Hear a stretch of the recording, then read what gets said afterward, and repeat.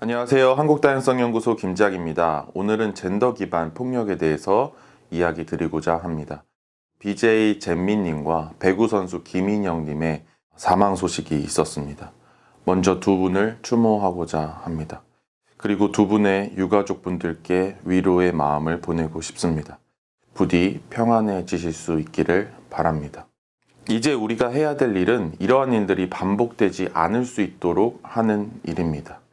BJ 젠민님께 남성 혐오 제스처를 했다는 말도 안 되는 이유로 꼴팸이냐 등과 같은 말 같지도 않은 공격을 퍼부으며 조리돌림한 유튜버들과 남초 사이트 유저들이 있었습니다. 배구 선수 김인영님께는 남자가 화장을 왜 하냐, 게이 같다, 트랜스젠더 같다 와 같은 악성 댓글을 다는 사람들이 있었습니다. 언론에서 이 일에 대한 언론 보도가 꽤 많이 있습니다. 악성 댓글, 사이버 불링, 사이버 레카 사건으로 명명되고 있고 심각하게 다루어지고 있습니다.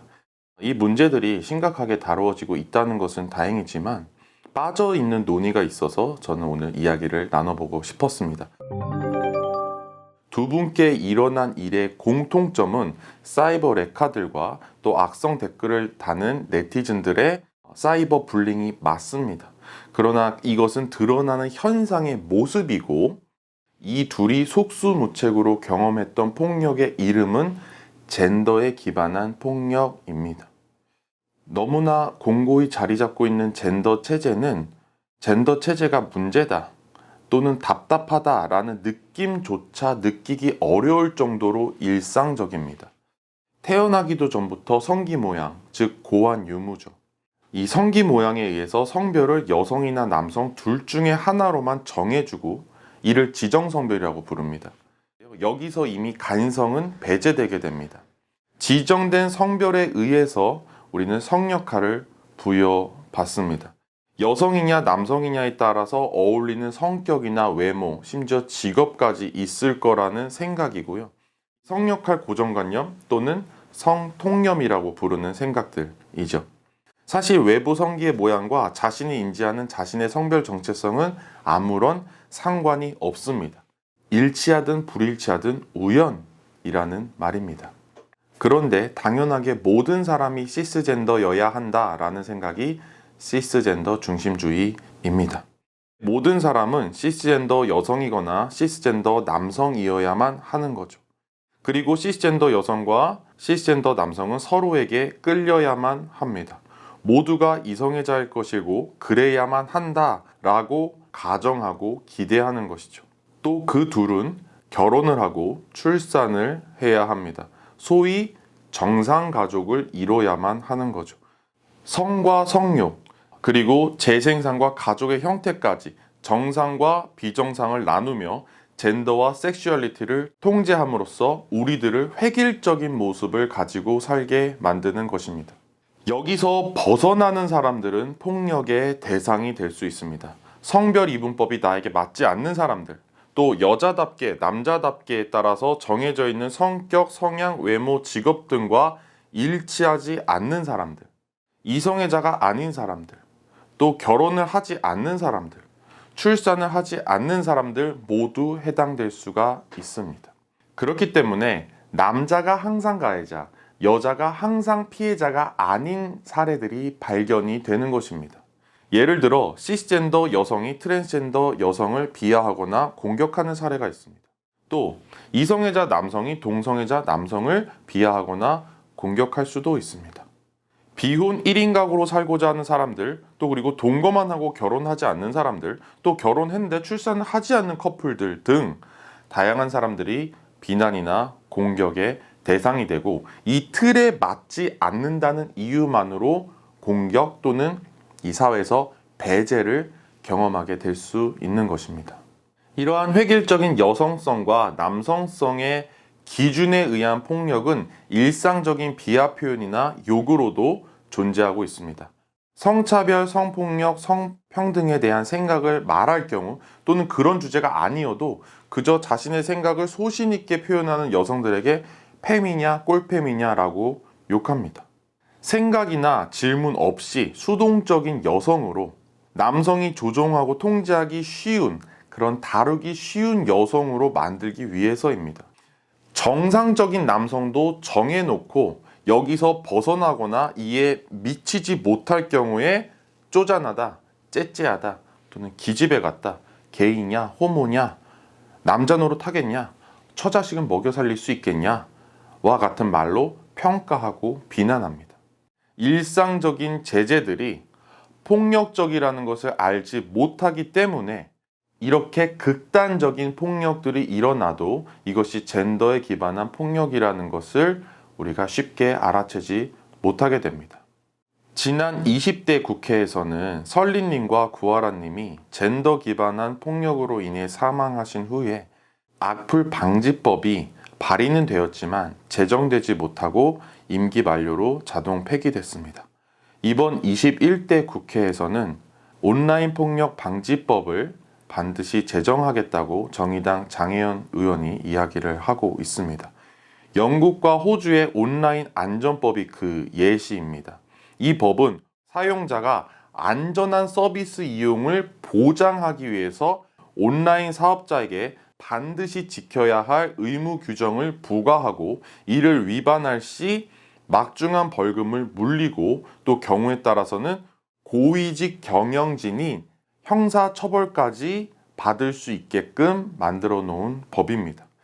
플랫폼의 책임을 묻는 것은 굉장히 중요합니다. 왜냐하면 플랫폼이 돈을 버는 방식이 성착취물을 업로드하거나 이 사이버 레카들이 사건이 일어나기만 하면 달려가서 물어뜯고 하면서 돈을 버는 방식과 긴밀히 연결되어 있기 때문입니다. 구글, 유튜브, 페이스북 같은 기업에 책임이 있다는 목소리는 전 세계적으로 점점 커져가고 있습니다. 온라인 폭력 방지법은 반드시 필요합니다. 그리고 저는 오늘 추가적으로 두 가지를 더 말씀드리고 싶습니다. 첫 번째로 우리 사회 안에 젠더에 대한 이해가 필요합니다. 그럴 수 있을 때 젠더 기반 폭력에 대한 이해가 생길 것이고 젠더 기반 폭력이 멈춰질 수 있을 것입니다. 이를 위해서 여성폭력 방지 기본법이라고 만들어진 법을 젠더폭력 방지법으로 개정해야 합니다.